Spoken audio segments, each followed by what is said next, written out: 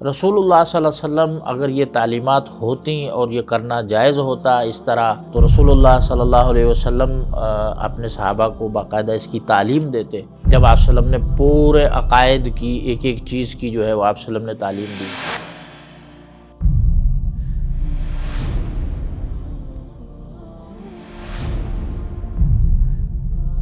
السلام علیکم ورحمۃ اللہ وبرکاتہ۔ بسم اللہ والصلاة والسلام علی رسول اللہ۔ ناظرین کرام، افکار و نظریات کے پروگرام کے ساتھ میں ہوں جمشید سلطان۔ میرے ساتھ موجود ہیں فضیلت الشیخ خالد حسین گورائے صاحب۔ ناظرین کرام، وسیلے کے تعلق سے ہمارے مختلف پروگرامز آ چکے ہیں۔ ایک نیا پروگرام اور ایک نیا موضوع وسیلے کے تعلق سے ہم کرنے جا رہے ہیں۔ ایک حدیث ہے جو پیش کی جاتی ہے، روایت پیش کی جاتی ہے کہ مدینہ منورہ میں قحط سالی ہو گئی، تو کچھ لوگ سیدہ عائشہ ام المؤمنین صدیقہ بنت صدیق رضی اللہ تعالی عنہما کے پاس آئے اور آپ کی خدمت میں عرض کیا کہ مدینہ والوں پر سخت قحط نازل ہو چکا ہے، جانور مر رہے ہیں، کھانے کو کچھ نہیں ہے، تو آپ دعا فرما دیجئے۔ ام المؤمنین نے کہا کہ تم ایسا کرو کہ نبی کریم صلی اللہ علیہ وسلم کی قبر مبارک جس جگہ پر موجود ہے، وہاں پر جو ایک کمرہ یا ایک حجرہ تعمیر ہے، اس میں اور آسمان کے درمیان کوئی ایک ایسی کھڑکی بنا لو جس سے قبر مبارک سے اور آسمان کے درمیان کوئی چیز حائل نہ ہو۔ ان لوگوں نے ایسا ہی کیا، تو اس کے بعد آسمان سے بھرپور بارش نازل ہوئی، مدینہ منورہ ہریالی سے بھر گیا اور لوگوں نے بھی خوشحالی دیکھی اور جانور صحت مند ہو گئے، نئے پودے اگ چکے تھے اور درخت وغیرہ کھل اٹھے۔ اس حدیث کے تعلق سے ہم شیخ صاحب سے جانیں گے کہ اس حدیث کی کیا حقیقت ہے اور کیا اس حدیث سے وسیلے کی وہ صورتیں جو لوگ استدلال کرتے ہیں وہ ہو سکتی ہیں یا نہیں۔ جی شیخ صاحب۔ الحمدللہ وکفیٰ والصلاۃ والسلام علی رسول اللہ وعلی آلہ وصحبہ ومن والہ بعد۔ یہ جو روایت آپ نے ذکر کی ہے سیدہ عائشہ کے حوالے سے، یہ سنن دارمی کی روایت ہے۔ یہ روایت جو عموماً لوگ اس کو بھی وسیلے جو غیر شرعی وسیلہ ہے اس کے ثبوت کے لیے پیش کرتے ہیں، یہ روایت بھی دراصل اس کی حقیقت یہ ہے کہ یہ روایت بھی صحیح نہیں ہے، بلکہ یہ جھوٹا ایک قصہ بنایا ہوا ہے۔ ایک تو اس کی سند، اس روایت کی حیثیت دیکھیں تو اس میں ایک راوی ہے سعید بن زید کے نام سے۔ حافظ ابن حجر نے بھی اس شخص کو ضعیف اور کہا ہے لہو اوہام، یہ کس کی جو ہے غلطیاں ہیں۔ پھر یحییٰ بن سعید کہتے ہیں یہ ضعیف ہے۔ امام نسائی کہتے ہیں کہ لیس بقوی، یہ مضبوط راوی نہیں ہے۔ تو پہلی بات تو یہ سعید بن زید راوی جو ہے یہ محدثین کے نزدیک ضعیف شخص ہے۔ دوسرا، اگر آپ اس طرح دیکھتے ہیں کہ یہ کوئی مرفوع روایت نہیں ہے، شریعت کا کوئی بھی عقیدہ یا عمل ہے وہ نبی کریم صلی اللہ علیہ وسلم سے اس کا ثبوت ہونا چاہیے۔ یہ سیدہ عائشہ تک موقوف ہے کہ انہوں نے یہ کہا کہ ایسے کرو تو آسمان اور جو ہے وہ نبی صلی اللہ علیہ وسلم کی قبر کے درمیان کوئی سوراخ یا کھڑکی یا ایسا بنا دو کہ جس سے آسمان قبر میں کوئی حائل چیز نہ رہے۔ تو یہ موقوف قصہ ہوا جو کہ حجت نہیں ہو سکتا۔ تیسری بات جو ہے ابو نعمان نامی ایک اس میں راوی ہیں جس کے بارے میں محدثین کا کہنا ہے کہ آخری عمر میں ان کا حافظہ کمزور ہو گیا تھا اور اسی موقع کی سے یہ روایت ان کی منقول ہے۔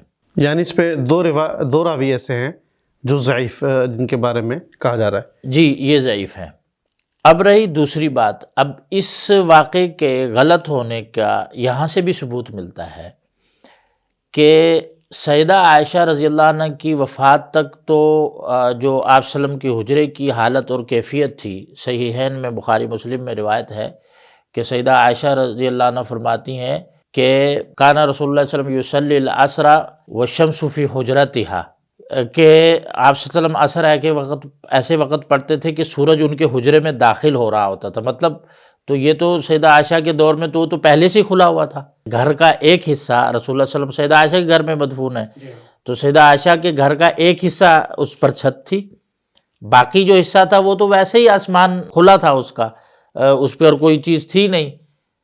تو یہ کہنا کہ وہاں کھڑکی بنا دو کیا مطلب ہوا؟ وہ تو پہلے سے ہی کھلا ہوا ہے. وہ سیدہ عائشہ صحیح بخاری مسلم کی روایت ہے کہ فرماتی ہیں کہ سورج کی کرنیں جو ہے وہ ڈائریکٹ ان کے گھر میں صحن میں آتی تھی. تو مطلب یہ ہوا کہ، اور یہ جو حجرہ بنایا گیا ہے، یعنی کہ جو دیواریں بڑی بڑی کھڑی کی گئی ہیں، یہ ولید بن عبد الملک جو ہے اموی خلیفہ ہیں، ان کے دور میں یہ دیواریں کھڑی کی گئی ہیں بڑی بڑی.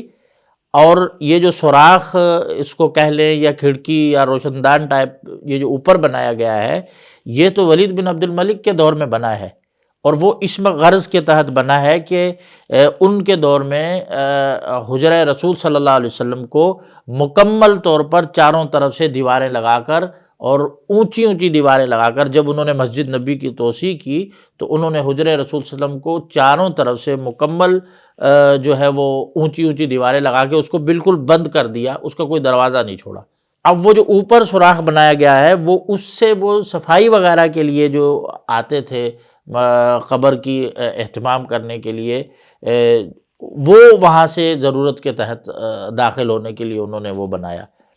ٹھیک ہے. تو جب سیدہ عائشہ کے رضی اللہ عنہ کے دور میں تو یہ ویسے ہی ایک طرف سے کھلی جگہ موجود تھی، تو پھر یہ ان کا یہ کہنا کہ وہاں کھلی جگہ بنائیں اور آسمان اور قبر کے درمیان کوئی چیز حائل نہ رہے، یہ تو کیا معنی رکھتا ہے؟ اس سے اس حقیقت کو بھی جاننے سے پتہ چلتا ہے کہ یہ واقعہ جو ہے یہ صحیح نہیں ہے. ٹھیک ہے. اور دوسری بات یہ ہے کہ دیکھیں کہ ہم بار بار یہ کہتے ہیں کہ عقیدہ اور دین جو ہے وہ رسول اللہ صلی اللہ علیہ وسلم کے فرامین کا، اللہ تعالیٰ کی ہوئی وحی کا نام ہے، قرآن اور حدیث کا نام ہے. رسول اللہ صلی اللہ علیہ وسلم اگر یہ تعلیمات ہوتی اور یہ کرنا جائز ہوتا اس طرح، تو رسول اللہ صلی اللہ علیہ وسلم اپنے صحابہ کو باقاعدہ اس کی تعلیم دیتے. جب آپ صلی اللہ علیہ وسلم نے پورے عقائد کی ایک ایک چیز کی جو ہے وہ آپ صلی اللہ علیہ وسلم نے تعلیم دی ہے، ان چیزوں کی آپ صلی اللہ علیہ وسلم نے تعلیم نہیں دی. ٹھیک ہے. ان کے لیے جو اہل بدعت ہیں ان کو ضعیف روایتوں کا سہارا لینا پڑتا ہے، حالانکہ ان کے نزدیک جو ہے عقیدے کے اندر متواتر روایت ہونی چاہیے. ٹھیک ہے. تو یہ تو ضعیف روایات ہیں، متواتر تو دور کی بات، یہ تو احاد بھی صحیح نہیں ہے. تو اس طرح کے واقعات کو لے کر آنا، پھر اس سے جو ایک غیر شرعی طریقہ وسیلہ ہے اس کو ثابت کرنا، یہ بالکل انصاف کی بات نہیں ہے.